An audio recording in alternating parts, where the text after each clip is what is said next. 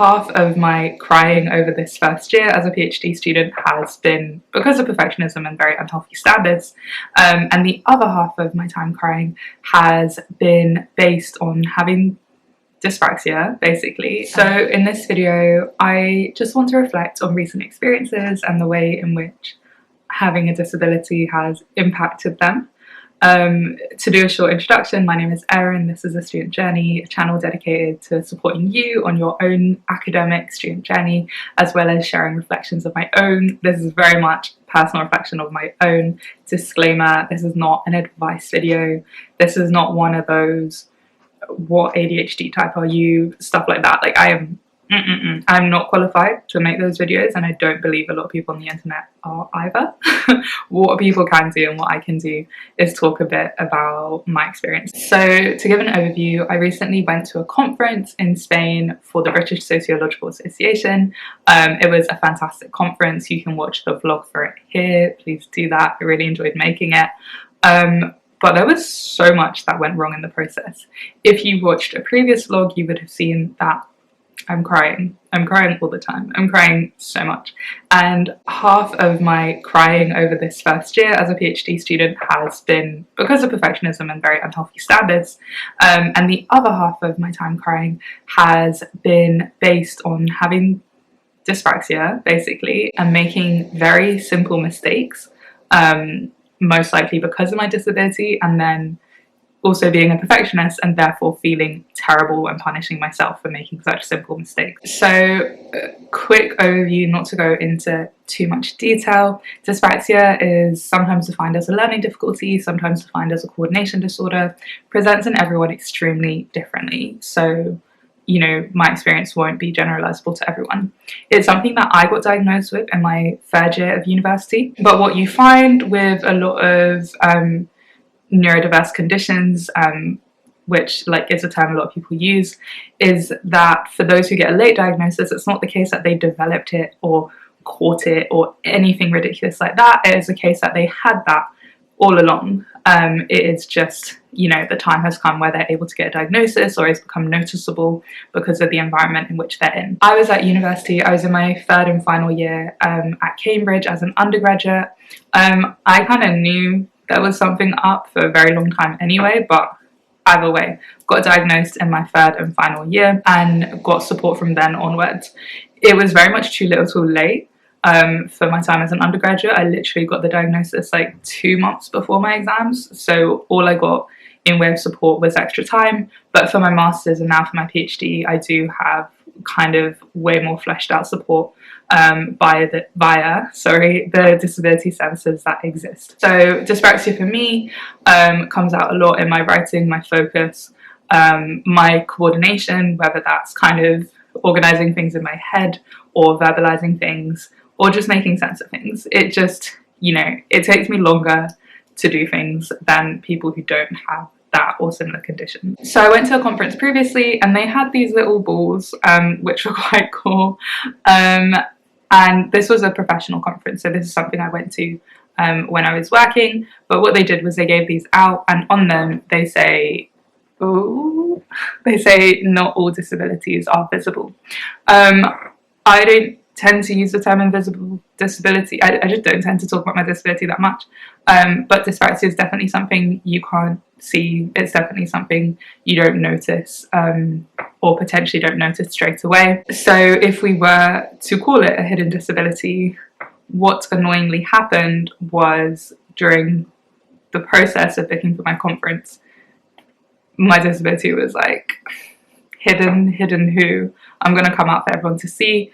And it very much became apparent when I tried to do very basic tasks, or what I perceived to be very basic tasks, and I messed up in so many ways. I completely understand that right now I'm using like very deficit language and know I'm being hard on myself. I would never be this mean to someone else who made these mistakes, disability or no disability. I was just really frustrated. So yeah, please allow me to express that. What happened was I saw this conference, I really wanted to go. I checked it off with my supervisor. I was like, you happy for me to go? She was like, yes, absolutely fine. So what I did was I booked and paid for membership to this society or association. I booked my flights, I booked my hotel, I booked everything but the conference ticket because the conference ticket was not yet available. I did that in March and I was like, wow, I'm so organised. Oh my goodness, like this is great. Nothing left to worry about. Well done me, job done. I got funding for it as well, so I was like, when this is all over and done, I'll just apply for the funding to get reimbursed because they usually need your receipts. And the reason I didn't send receipts was, one, because I hadn't booked onto the conference yet, but two, I knew that I would be paying for transport closer to the time. So things like transfers from the airport to the hotel, etc, etc. About 2 weeks before the conference is about to take place, I don't know, I just check my emails. Because I realised I have no actual memory of booking onto the conference. And it turned out I didn't book onto the conference, which I knew at the start, but I think I just told myself like, oh, but you will, and you have, and it's all fine, you did everything so early on, there's nothing to worry about. I think I also assumed that I would get an email saying booking is now open. And maybe I did, maybe I didn't. I just actually don't know. Yeah, I'm not necessarily trying to like throw blame anywhere. So 2 weeks before, I check my emails and I'm like, oh my God, I have not booked onto this conference. I have not booked onto it. I've paid for flights. I've paid for a hotel. I've like, everything is booked and nothing is refundable because I don't want to pay for the like travel. Well, I did get travel insurance, but I didn't want to pay to like be able to cancel within a day or whatever. I freak out, but in a very calm way, and I email the organisers and I'm like, hi, here's everything that's happened. I'm so sorry. I didn't tell them I have dyspraxia. I was just like, I just thought I did this. I'm sorry I didn't do it. Please, please, please, can I book on? Because when I went onto the website to try and book, booking had now closed because it was about 2 weeks until the event. Long story short, like they let me in and it was okay. But there was a lot of like, well, you know, things have finalized, like this is way too late, blah blah. And it's like, okay, yeah, sorry. I think the fact that I had booked everything else and was going to be in Barcelona anyway meant that they were just like, yeah, fine, we'll let you in. If that hadn't have happened, I genuinely was considering just going and just trying to walk in, or just going on holiday and just being like, this is paid for, what else can I do? Those things didn't happen, so it's okay. So I feel okay admitting them because, yeah, they didn't actualize. That was the first bit. Forgot to book. Got that resolved. I thought it was all fine. I thought it was great, grand, problem sorted, packed my bags, let's go. A few days, I can't remember what day, but you know, let's say a week before the conference, I'm like, let me start planning my journeys. I know I need to get from the airport to the hotel, you know, how is this gonna work? I know that my hotel is so close to the conference because I booked it in March, like I was so organized. That was not true.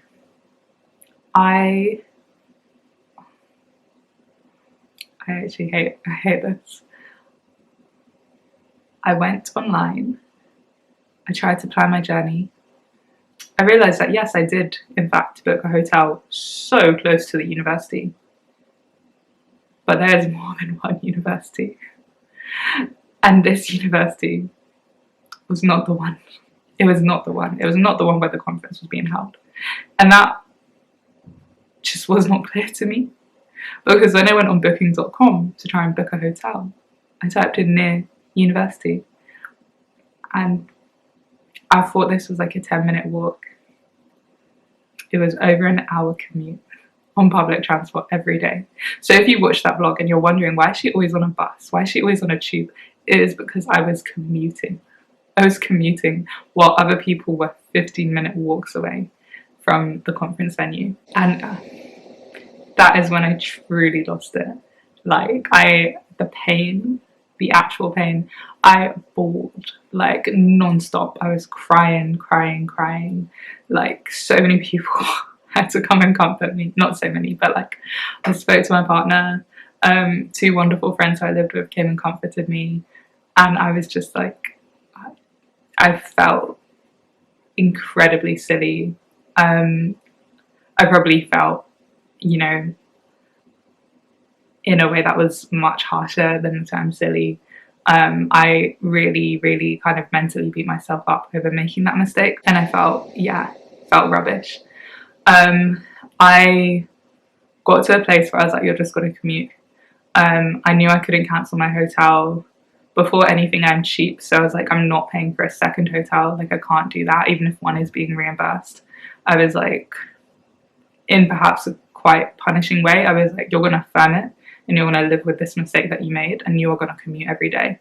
And I did, and it was okay. Like, so many people helped me reframe it as like, you're going to see places you wouldn't see otherwise, you're going to be somewhere new, you're going to do this, you're going to do that, you're going to practice Spanish, all of that. But I was feeling rubbish. I don't want to imply that, you know, like, dyspraxia is just making loads of mistakes. That is not what it is, and not what it is as a disability, but it is something I experience. It's not making loads of mistakes. It's sometimes making mistakes where it matters and not necessarily having the correct or reasonable emotional response to those mistakes. I'm definitely quite sensitive. I'm definitely a perfectionist, you know, somewhat related, somewhat not. And I really beat myself up when I can't do something I believe I should be able to do. And that was really tough. I just had to firm it and be like, you know, you're going to commute, cool. Like, the fact you're going is a miracle enough, because a few days ago, like, you were in a position where you thought you weren't going to go at all. So take that out, get on a plane, and just like firm it, basically. And that is what I did. And again, watch the vlog. I had a nice time, like, it's all good. But there were definitely moments where, you know, people were like, oh, where are you staying? Or do you want to go out later tonight? And I think there was just a tiny bit of like, oh, people can just walk to their hotel, like, it's all good. I wish I was in that position. You know, you live and you learn. And I think also, I didn't have to book it in March. Like, it's all right. Like, things aren't running away. It didn't have to be such an urgent thing, because it then became an urgent thing later on. So yeah, it happens. We're all good. We're alive. That's all that matters. I definitely feel like, you know, my disability was visible in moments while I was there, just in terms of navigating transport. That's something I really struggle with. And you know, as anyone would, like, you're in a completely different country, you're in a system you don't understand.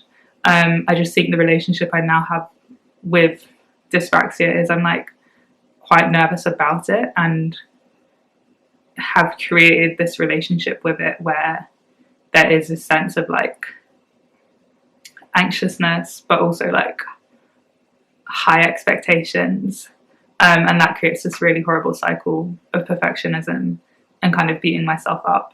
Sorry, this has taken a really dark turn, but yeah, I'm getting there. And I think that conference was just a really funny and frustrating example of my disability like really jumping out and coming to the forefront, as something that, you know, even managers in the past have been like, oh, okay, I can tell, like, in your work or your ability to function, you know, I wouldn't guess this. But this Barcelona conference said, you will see you will see dyspraxia for who she is.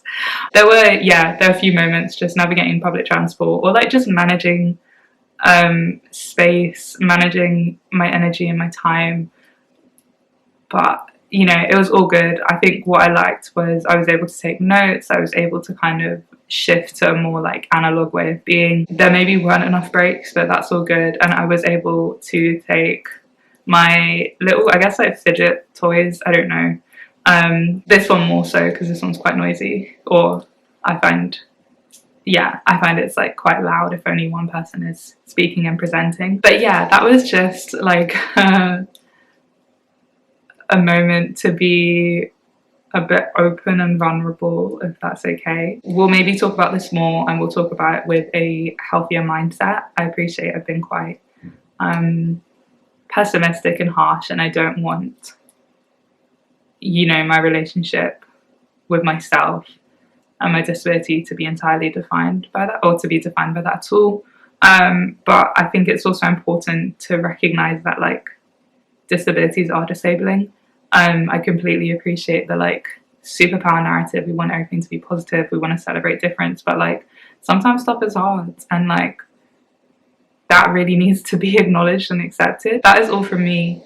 Thank you for listening if you listen to this. I'm sorry it got quite heavy. Hope you're okay. Hope you don't punish yourself for small mistakes, because they happen regardless of who you are. And I hope you're being gentle with yourself. Just, yeah, take care.